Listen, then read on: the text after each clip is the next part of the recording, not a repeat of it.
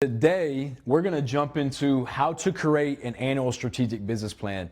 I developed 10 steps in order to do that, so please tune in. What's up, guys? Matt Walton here with a VOTA Talk, and I am very excited about this episode today. So first off, it's the new year, so happy new year to everybody out there. My prayer is that you guys are already killing it, building off of the disciplines that you worked on last year and just building up that compound interest for the goals and the life that you are pursuing. I want to talk about an annual strategic plan. So these are things that are extremely important to do at the end of the year, going into the very beginning of the year. And I want to talk about why it's important, and I want to give you an outline for exactly how I do my annual strategic plan and talk about the progression of it, and also talk about the growth that I've seen since I've started doing this. So let's get right into it. I've got a question that I want to ask everybody, and that is, how do you view your business? Is it simply a transactional business where you're transacting, maybe for some goods or for a service, and you're getting some money for it, and then you're using that money to go live the life that you've always dreamed of living?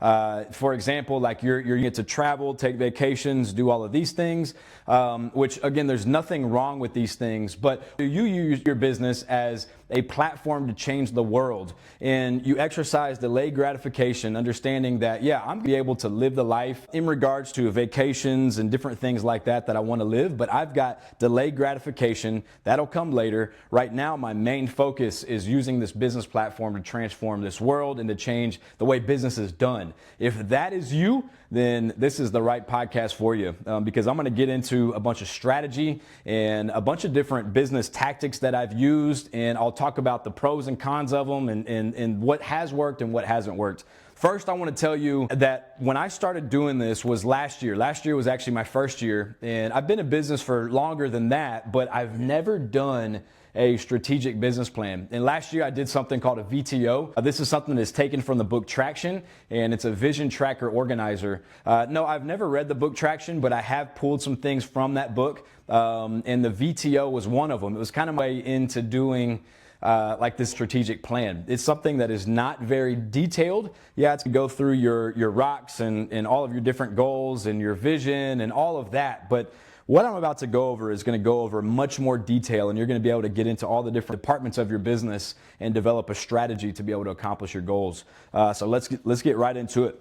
I'm thinking about the importance of doing an annual strategic business plan. There's a few things. So what I do is, these are things that I start working on in December. I work on them, and I work on them through January as well. So my rollout date for this annual strategic business plan is January 13th. I do Monday morning meetings with my leadership team, and right now I'm doing once a month leadership meetings because I meet with department heads every single week on Monday. So that's just something that has worked better for me, and something that I'm trying going into 2025. This right here will get everybody together. So your goal with this is to get everybody running at the same pace. You're also going to present the vision and go over any developments within the vision, and get everybody, again, running at the same pace. Your goal is to get everybody fired up, go over new roles, new responsibilities, make sure everybody's on the same page, bring people in, make it an inclusive conversation to talk about each individual bullet point that we're about to go over. This is one of the most valuable things that I've added into my business, because it allows for you to take a step back,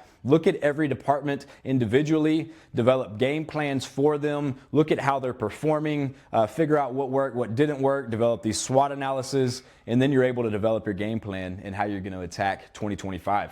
So one of the things that it starts with is, and now I want to get into the actual outline of it, which is what we see over here. And I want to talk about there's things that I do, and really there's things that I would add to it, but 10 things that I really focus on when I'm developing my annual strategic business plan. And the first thing is, we have to review how previous year happened. So that for me, this is 2025. So how did 2024 happen for you guys? I'm doing that. I'm reviewing all the financials. I'm reviewing every little bitty detail, all the KPIs that I'm tracking, all the financial metrics when it comes to accounting, all of the goals that were the previous year goals. Again, going back to my previous year, the VTO, the Vision Tracker Organizer. How did we do in comparison to that? And then you're going to develop a summary outside of that.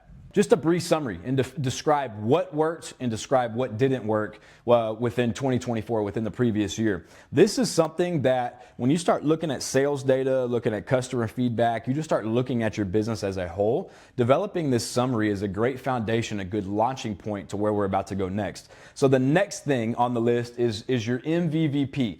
So different businesses will title this differently, but mine is mission, vision, value, and principles. So it's what this business stands on. What is the vision? Again, this is what, when I'm going over this with my leadership team, I'm presenting the vision in order to get us all running together, running at the same pace, running on the same race. And my mission, vision, value, and principles is what we can analyze everything. So did this decision over here, or if you had to let somebody go, or you brought somebody on, or you maybe enter a counseling session or a discipline session with somebody, are you aligning everything within your business with your mission, vision, value, and principles? So that's something that's extremely important. If you don't have that, like if you're a new business that is getting going, not to have that on day one. Don't get caught up on, okay, I had to have this done before I can go out and start my business, before I can get rocking and rolling. I started mine, or I did mine within the first year of my business, but it has changed since then. There's been a few changes to it since then, so just be aware of that. You're going to develop this. It's not something that I would recommend setting and forgetting, but rather review it every single year and make sure that it still aligns with where you're headed within your business. The next thing, and this is probably one of the most important things to do, is develop your SWOT analysis. So for those of you that don't know, SWOT analysis is strength, weaknesses, opportunities, and threats. So one of the things to understand is you're looking internally and you're looking externally when you're doing a SWOT analysis. So your review is going to be your strengths and the weaknesses, and then your external review is going to be opportunities or threats. So as an example, when I'm looking at O&T, opportunities and threats, I'm looking at, like for me, I manufacture pools as one of my products out of shipping containers. And one of the opportunities is Las Vegas just released these new water restriction laws, so your pools can't be over a certain square footage, and mine just so happens to fit within that. So that is a great opportunity to exploit that within the market. Threats would be like the global economy, or maybe some political stuff, or other things as well can also go into some threats. So these are important to analyze these things, because whenever you start to develop your plan, you're going to develop these contingency plans for worst case scenarios. If this happened, here's our way out. So SWOT analysis is one of the most important things that you will do when you're doing your annual strategic business plan. The next thing is we want to plan for risks and contingencies. So again, this is something where a lot of times I'll go in and I will combine these two. I'm doing this for two businesses right now, and both of them, these two things are going to be combined. So I'm going to take my opportunities and threats, and I'm going to review those as well as my strengths and weaknesses, and I'm going to see what the risks are, and I'm going to develop contingency plans for those. So again, going back, these two things right here go hand in hand, but it's critical because we always, if you're entering into a partnership with somebody, or maybe you're bringing on somebody different to do like media, you always want to have an out. You always want to have a game plan of how you're going to get out, because if you don't, you're going to get trapped every single time. That was some advice that I was given years ago, and that has been very valuable to me. Next thing is, and sorry if y'all see me looking down, I'm looking at my computer, but the next thing, I want to get into these things. The reason I have these dots here and this separating it because these go hand in hand. So what I wrote here was these next three are an important loop for productivity. And it's important to define the differences. The strategy and plans are different. So a lot of people may view their strategy as being their plan, but those two things are dramatically different. So when you're going through, you want to make sure that you accurately define the vision, the strategy, the goals, which can also go with the strategy and sometimes can go before the strategy. And then you want to develop your plan outside of that. And I'll break that down more as we progress on this. But you also want to track all your KPIs, which we're about to get into. So first, have your vision. If you don't have a vision for your business, I'm going to kind of go off of this for a little while. But if you don't have a vision, then I encourage you to get one. And I mean, Habakkuk 2:3 talks about those without vision will perish. So write the vision down and make it plain so that those who read it will run. And actually, Habakkuk 2:3 does not talk about those that will perish, but it is talk about those that write your vision down so that those that will read it will be able to run. So it's the same thing. We want to write our vision down for our businesses so that when we're presenting things or whenever we're meeting with our department heads or with our leadership committee, we want to be able to present that vision every single meeting. Like literally every I'm presenting my vision, just about. I would say every leader meeting I'm presenting my vision, all the different department head meetings, I would say it's probably 50-50. There's times where I do and there's times where I don't, but there's a purpose behind all of it. Every single thing is intentional. So I'll give you an example. When we're developing a strategy, like for one of my businesses, it would be, I want to be the #1 pool manufacturer in the country. Or maybe I want to be the #1 customer service rating for anybody within my industry. And then here's how I'm going to accomplish these things. So as an example, we'll go off of the #1. I want to be the #1 shipping container manufacturer in the country. And here's how I'm going to accomplish this. And then I detail the plan of how I'm going to accomplish this. And then that sets us up perfectly to set our goals, KPIs, objectives, and then get into our plan of how we're going to achieve that. So now, as we move from our strategy and we've thought about, okay, I want to do this, this is how I want to be, and here's how I'm going to accomplish this, we have to move to our goals, KPIs, objectives. So objectives and goals really are the same thing. It's a different word for the same exact thing. So KPIs are things that go hand in hand with all of your goals. So in order to achieve the above, meaning in order to achieve the strategy and how you're going to accomplish that strategy, you have to define your goals, and then we'll get into your plan and how you're going to accomplish those goals. But the KPIs are ways that you're going to be able to track your goals to see how your progress is going. So like as an example, if you send out emails, maybe what you're tracking is your subject headings, and maybe you're sending out 2 different email blasts to 100 people each. And the first one goes out with all caps and maybe an emoji and some exclamation points. The second one goes out with no caps, no emoji, no exclamation point, and only 3 words rather than 5 words. And you just see who's opening more, and then able to analyze that data. You can even change the subject or the body inside the email to see who's opening more, who's staying on the page more, who's reading more. That way you can develop better email campaigns off of that data. So it's important to set your KPIs and then start managing, tracking your KPIs. Nail down the system that you're going to track those on. So for me, it's like I track my KPIs on my CRM. All the social media ones are also tracked. And I track all my financial metrics through QuickBooks. So those are 3 ways that I track all of my KPIs, and I'm able to review them monthly, whether that's through reports or just looking at them and see how things are performing. So same thing with like Google. If you're doing ads, you look at your Google dashboard and it'll tell you things like ROAS, like my return on ad spend, and a number of other things. These things are so critical because when you're looking at your KPIs, you'll be able to develop your game plan and how you're going to go to the next level by your KPIs. But if you have no KPIs, if you're just sending out email after email, I promise you're wasting money. It's not like you're spending money to try something, learning that it doesn't work, and then pivoting and trying something new, because I don't view that as a waste of money. I fully expect to spend hundreds of thousands, if not millions upon millions of dollars over the course of my business tenure over things that I have learned, things that I try, didn't work, then I'm going to do something else or try, maybe we tweak this and double down on what works. So just plan to fail, plan to learn from those failures. The next thing is, and let me give you, I want to go back to this real quick, but like just some examples of KPIs, just in case you've never heard of KPIs, would be like open rates, like what we just talked about with emails, booking rate. So I have a call center that I am starting to track how many I've been tracking how many calls come in, but how many of those book into appointments. And so that gives you your booking rate, your gross profit margin, your total revenue for the year, your profit margin, gross profit are different things. So make sure that you understand the difference between those things. Your RPE is important, return per employee. And the reason why it's important is it will tell you when to scale. It's a great guide for when do I need to bring on new people, get into a new location, when do I need to start scaling in those regards. And you're going to take top line revenue and you're going to divide it by the amount of W-2 employees that you have. And that'll give you a dollar amount. And the goal within my business is to be about $250,000 per employee. So $250,000 per employee. If I'm around 200, I'm pretty happy. But if I'm 150, if I'm 110, then there's a lot of work to do. Doesn't mean I'm not happy, but there's a lot of work to do.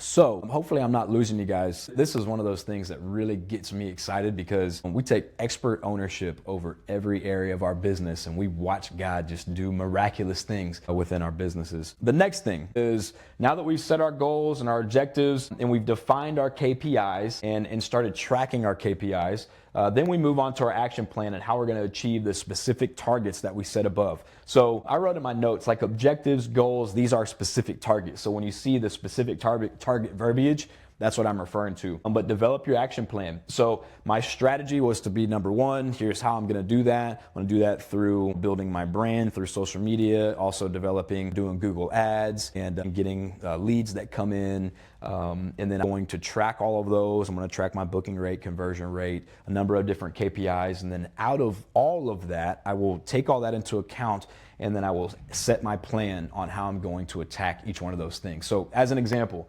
if I'm trying to get my booking rate up to 35% and it's at 15%, then how am I going to do that is my plan. So like I would go in and change my scripting, make sure that I get off the phone a little bit quicker. Basically, I would go in and review whatever the problem was or whatever the goal or whatever the department was. I would review everything and then reverse engineer it. So I would determine after listening to some calls that, okay, we need to implement this, take these questions out of our script, and then we would try that again and we would see, okay, is our rate increasing? And then maybe it has nothing to do with the script. Maybe it has everything to do with our FAQ or the form that people are filling out in order to get one of my sales reps to call them. So there's all kinds of things that we need to look at when we're developing our plan. But the best way to do that is by following this strategy up here, and then we can develop our plan outside of that. And same thing up here. I'm going to go back up to the strength, weaknesses, opportunities, and threats, because this right here will go in hand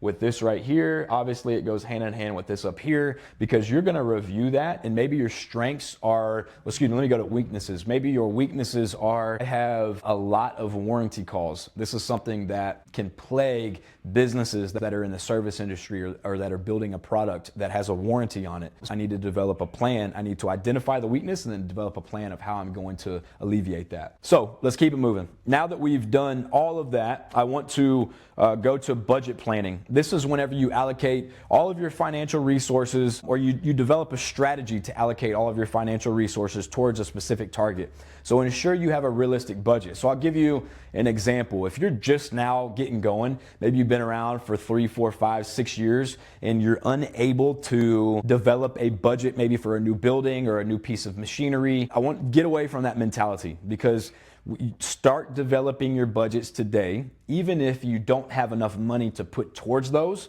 I would start developing those disciplines and putting them like $10, $15, 1%, 2%, 3%. And that's how you can start developing your budget. There's a strategy. I can't remember the exact name for it, but it's the the bucketing strategy.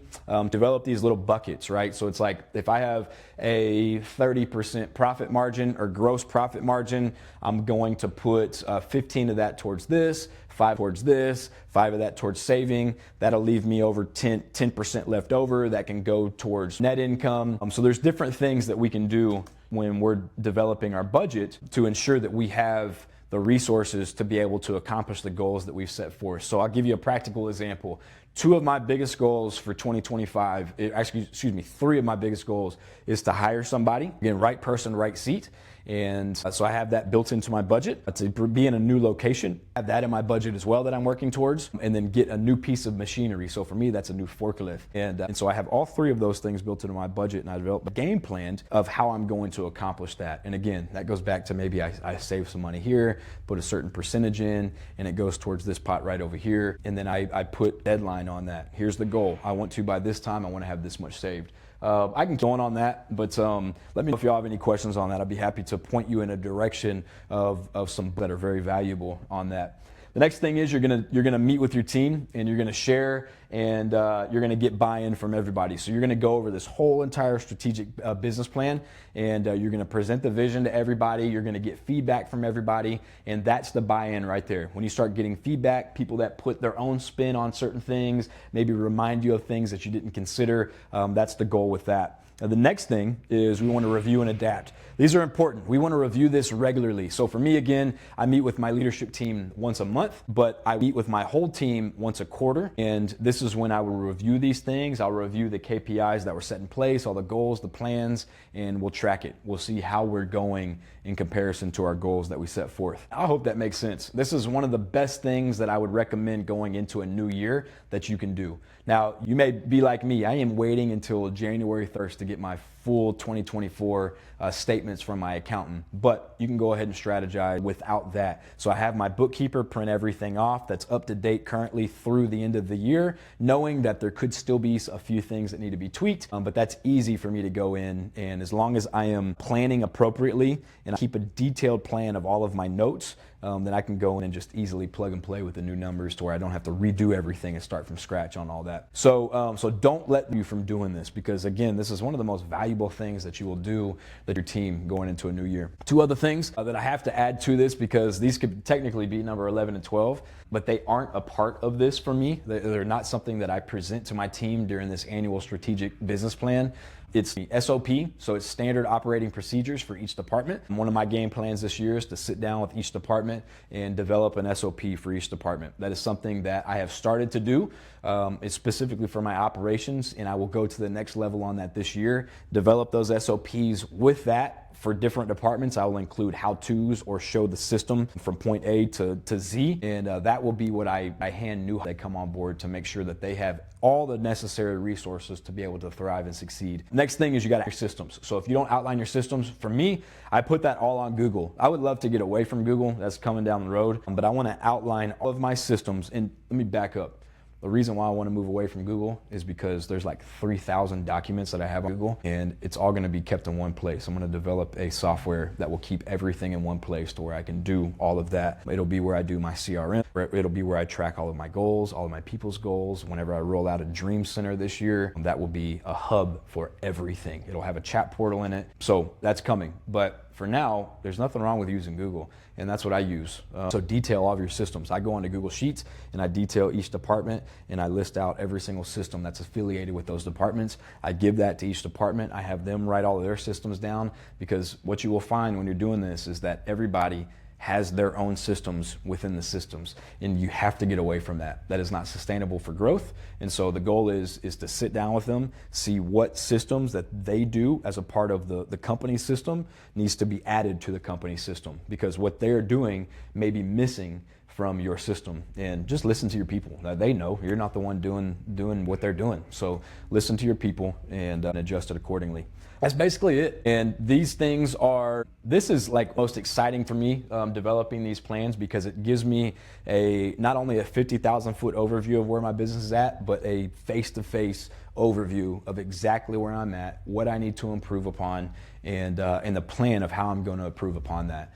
It does something psychologically to where you just get rocking and rolling. I promise you, whenever you get into all this, if you're like me, you'll have a hard time peeling away from it, because it's just so fascinating. You start to look. It's like, I'll give you some other information about my businesses over the course of the last year. By the grace of God, I have seen over 100% increase in total revenue, and I have seen an increase in just about everything. Some things have fallen off, in which I've developed my strategy and my plan in order to get those up, and things are already being worked on to get those up. But for the most part, literally everything is trending up, and it's extremely exciting to see that. And the only way that you will see that is whenever you're analyzing everything. If you are one of those that relies on somebody else to do this for you, that's a problem.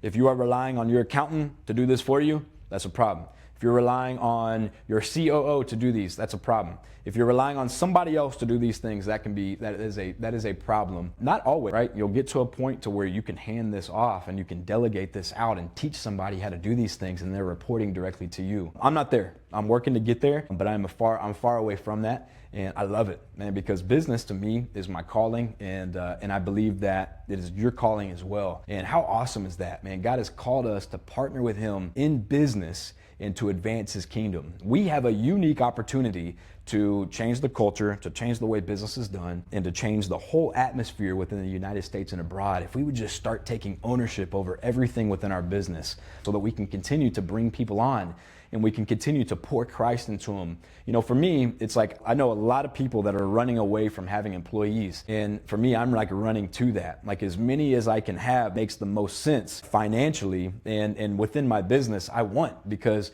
that's impact right there. That's how we make an impact. That's how we change the culture. That's how we change cities, states, countries, is by bringing the church to the marketplace, by not shying away from the things that are required in order to lead our people. And that includes accountability, that includes discipline from time to time. But what you will notice is if you find yourself constantly having to discipline people or hold somebody accountable, there's a good chance that that's your problem. And you need to, because it was my problem. I have no problem talking about, like, for the first, I don't know, I would say year and a half or so, I would point the finger directly at me because I hadn't learned some of this stuff yet. And now that I am a student of business, I can't get my hands on enough literature, can't get my hands on enough websites, can't get my hand on enough scripture that provides the foundation for the next level of where we're going.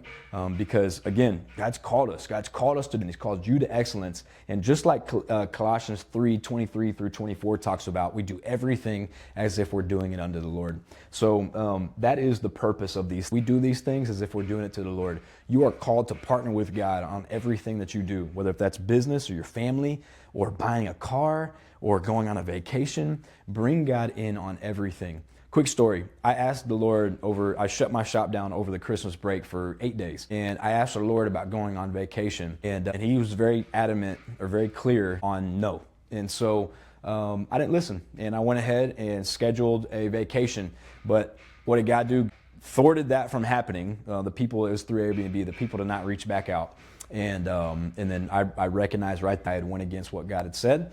And so I pulled back my offer, and I quickly learned why God there. And I actually was able to spend roughly about 30 hours over those 8 days with the Lord in quiet time in the morning, studying scripture. And I got a revelation of who God is and who really is within Scripture. I'm still far away from truly understanding exactly what that means or having a full picture of what that means. And I don't know that I ever will until I get to heaven. But it was one of the most beautiful things because I was able just to focus on God and really pour into God. And the result, man, He poured into me, and it was beautiful. So don't wait for breaks to do those things. Do those things daily. I have worked into my schedule to have 4 to 5 hours, 4 to 4.5 hours every single day for time with the Lord or reading, whatever, you name it. And it starts with time blocking. So I'm kind of trailing a little bit. I'll get into those things later. But I really hope that this helps you.